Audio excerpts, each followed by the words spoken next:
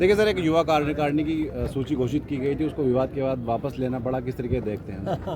ऐसा है, कई बातें होती है, संगठन को लेके चलते हैं परिवार में, तो परिवार में कई विषय होते हैं जिन पर चर्चा करना होता है। तो हमने किसी कारण से एक बार सबसे चर्चा करके उसको फिर से घोषित करें।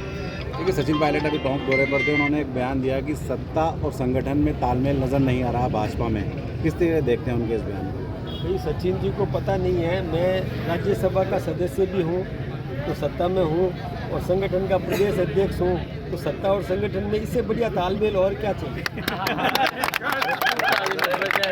राहुल गांधी के खिलाफ लगातार बीजेपी है वो मुखर हो रही है, यहाँ पर यानी एफआईआर भी दर्ज हुई है। किस तरह से आगे रहेगा राहुल गांधी के खिलाफ? देखिए, एक बात मैं आपको बताऊं, राहुल जी को एक तो क्या है कि सीखने की राष्ट्रभक्ति सीखना पड़ेगा। वो विदेशों में जाकर के और भारत की प्रतिष्ठा को खराब करे, ये ठीक बात नहीं है। दूसरा, हमारे नेतृत्व को वो शब्दावली, सही शब्दावली से और बात नहीं करते, उनको सीखना पड़ेगा। वो हिंदू को हिंसा के साथ जोड़े, ये कितनी दुखद बात है। मतलब हिंदू जो गाय को रोटी देता है, चींटी को दाना चुगा देता, दाना देता है, और उस हिंदू को वो हिंसा के साथ जोड़े, तो मैं सोचता हूँ उनको सीखने की ज़रूरत है। ये ऐसी बातें उनको बोलना नहीं चाहिए।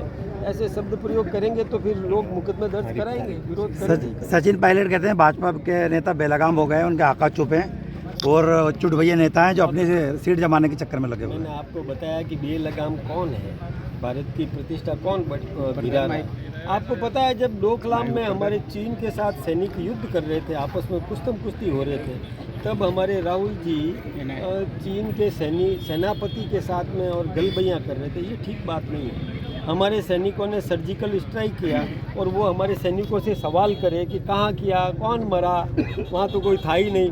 यह सेना पर कभी सवाल करना चाहिए क्या? ये नहीं करना चाहिए। तो मैं सोचता हूँ कि ये बेलगाम कौन है, आप खुद सोच।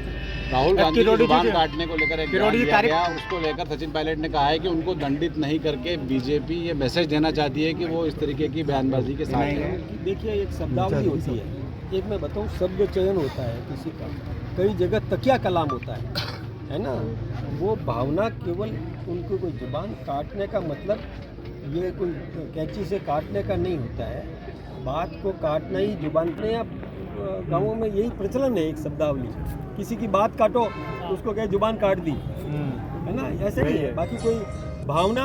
हम चाहते हैं राहुल गांधी जी स्वस्थ रहे, तंदुरुस्त रहे, ठीक है ना। हमारी शुभकामना उनके स्वास्थ्य, लेकिन थोड़ा सा राष्ट्रभक्ति सीखे, ये जरूर। किरोड़ी लाल जी की तारीफ कर रहे हैं, बेनीवाल जी की डोटासरा की तारीफ कर रहे हैं कि मुझे अच्छे लगते हैं किरोड़ी लाल जी। बेनीवाल जी की प्रशंसा करते हैं। हाँ, डोटासरा की कौन? किरोड़ी लाल जी कर रहे हैं, तारीफ कर रहे हैं। किरोड़ी लाल जी, देखिए एक बात बताऊँ, मैं भी तो कर रहा हूँ ना कि स्वस्थ रहे, तंदुरुस्त रहे। हम ये थोड़ी कहते हैं कि वो कोई चुनाव में जीते, हम चुनाव में जीतने का नहीं कर रहे हैं, हम तो तंदुरुस्त